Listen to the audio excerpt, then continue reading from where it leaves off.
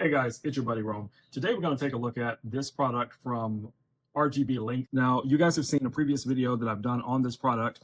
So what we're going to do quickly here is get it all set up. We're going to be connecting this to the smartphone app. Now, the same app will work on Android as well as iOS. So first things first, once you have it powered up, connected to a power source, which I'm going to be doing here. So just to give you guys an idea how easy it is to set this up, I'm going to kind of rotate this camera around for a second just to show you guys what I'm doing here. As you guys can see, I have a battery here. I'm just going to power this guy on, and we're going to switch on our AC and DC power. Now, I don't need both of those on, but I probably will need them both on here in a little bit. So we're going to rotate this back around so you guys can see pretty much where we are. So I just heard the fan spin up on this. As we can see, we have our red indicator light on right here. Now, what we want to be able to do is to connect this to our smartphone app. So in order to do that, you have to scan the QR code, which I'm not going to show on the screen, but there is a QR code that's embedded right here on the side of the device, okay? So you're going to use your phone to scan that. So how do you get there? All right, so let's go through the steps together. All right, so we have an iPhone 15 Pro Max here. Let's go ahead and wake this guy up. All right, so we're going to go in here to the search. Again, this is going to be the same as if you were using Android. You're just going to go to your Play Store. You're going to search for the same app. So what we're looking for here is RGBlink. So we're going to do a quick little search, click on RGBlink. All right, so you're going to scroll down a little bit, as you guys can see here, and this is the app right here that you're looking for, okay? Let me bring that a little bit closer to the screen so you guys can see it. There'll be a link to it down below, but it is the RGBlink app. You're just going to go ahead and click on that. Now, again, like I said, iOS or Android is totally up to you, which of the two that you're actually using. So once this is ready, I can just go ahead and click open. All right, so it's going to ask for some permissions. Just go ahead and allow it to connect. Now, first things first, we need to now pair this up with our device. But before that, you still have to set up an account. So if you don't have an account, you will have to go in and create an account. It's very simple. Just click here.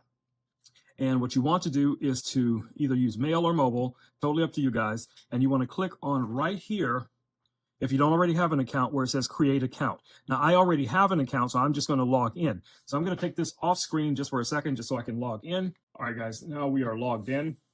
And one of the things that you're going to see here at the base, you will see your home button, you'll see your folder button, you will see your basically your profile here.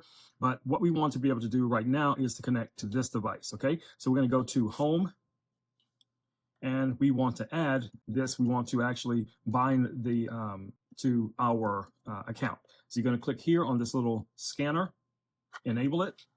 And then what you're going to do is you're going to take your phone and you're going to scan that QR code. All right, so I believe we have it scanned in now, and we're going to allow. All right, so at this point, you're going to enter your password to your Wi-Fi, so just go ahead and enter that. All right, so once you have that connected, it says your device is ready. You can go ahead and open on the web.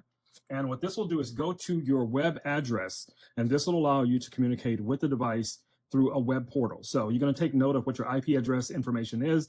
This will be the same IP address that you will use on a tablet or on a computer, whatever the case is going to be, and you're going to log in. It's going to actually ask you for your username and password to log in, and then you'll have access to that. All right, so let's go back here for a second.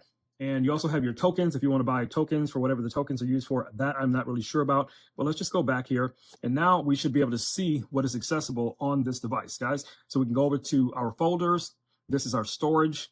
As you guys can see here, we have access to storage. So if you are also adding other, files, it could be photos, it could be video, it could be whatever the case is going to be, you'll be able to access it here. The web version of this app is going to allow you a lot of cool things. One of the things that I like about having the app on the phone is that you can also use your phone as an additional video source. So whether you're using one of these cameras as well, if you guys have been following me, on a lot of my live streams, I use an iPhone, as an additional camera when I'm showing you guys things around the studio. So having that ability with this is also going to be a very, very powerful tool. So as you guys can see here, we have video, we have our albums, we have edit, we have meetings, we have record, we have digital. So it just depends on which of these folders you want to place things in. As you can see, there's nothing in these folders as we see right now, but it's already a folder structure ready for you to roll, with this unit. This is a very powerful tool, guys, to live stream, create content for my gamers out there, whatever the case is going to be. This is going to be a rock solid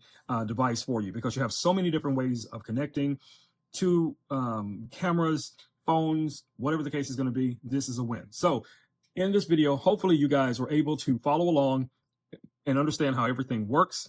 So this right here is a lot like a Stream Deck. So we don't have a Stream Deck for this. So this is the streamZ deck is not connected.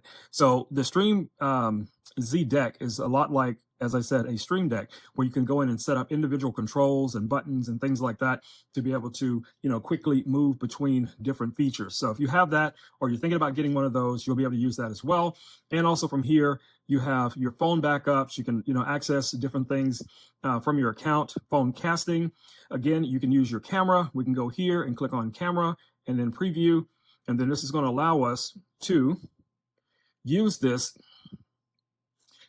as a camera. Okay, so right now it's using the front-facing camera, as you guys can see here.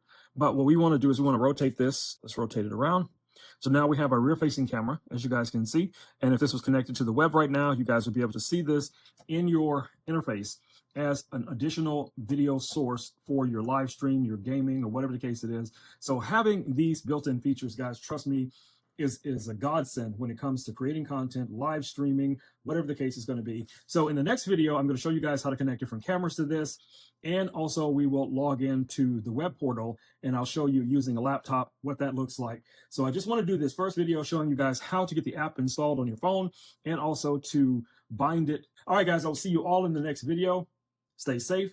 Peace. I'm out.